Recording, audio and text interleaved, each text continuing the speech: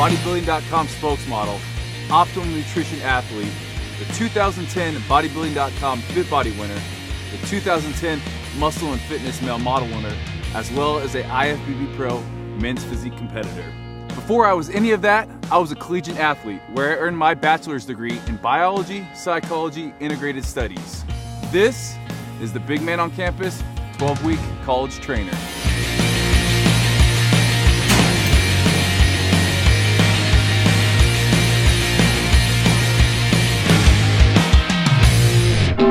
This is Goal Setting 101. Too many people enter school and the gym without a clear-cut goal. You have to have that end result in sight. I'll set short goals to kind of help me get to the biggest goal that I have. My main goal, honestly, is just to be healthy, be the best me. They start working out, but they don't have a concrete idea of whether they want to increase strength, lose body fat, gain size, or just run a faster mile. You figure out what goals you want, and then you can tailor it around there. You tailor your diet around that.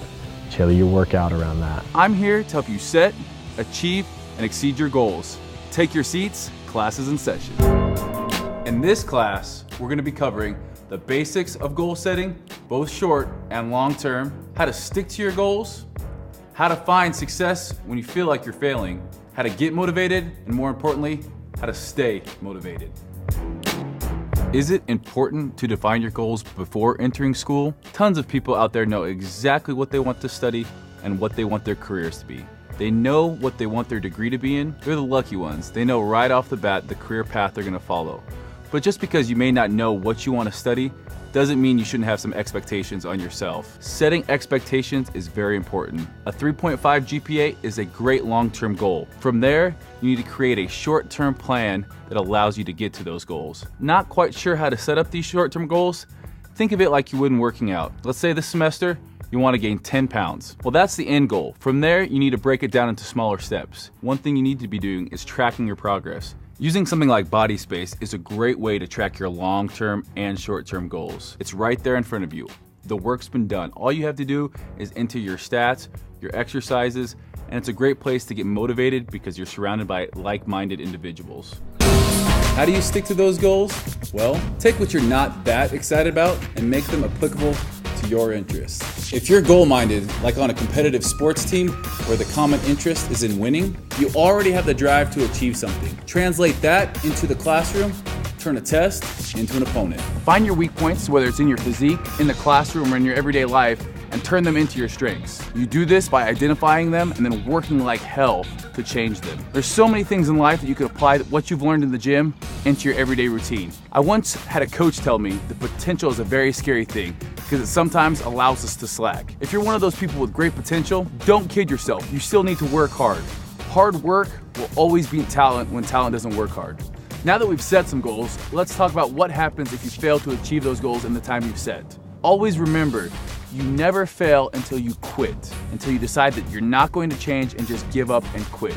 We can always reevaluate and reassess your goals. If you're working like hell, if you're visualizing and still find that you're coming up a little bit short, it's time to sit down and reevaluate some things. I came in as a freshman, wanted to start at running back. The coaches, they had some other thoughts in mind for me. They saw me as a linebacker, my build, my mentality, so they switched me over to the defensive side of the ball. Now this was very hard for me at the time. I was a great high school running back, had lots of accolades and awards, and I thought I could play running back. But I had to stop and think about what was best for me and what was best for the team. I eventually started all 4 years at linebacker and was so happy I decided to change my goals. If you do fail, don't look at it as a negative thing. You're just finding one more way not to do something.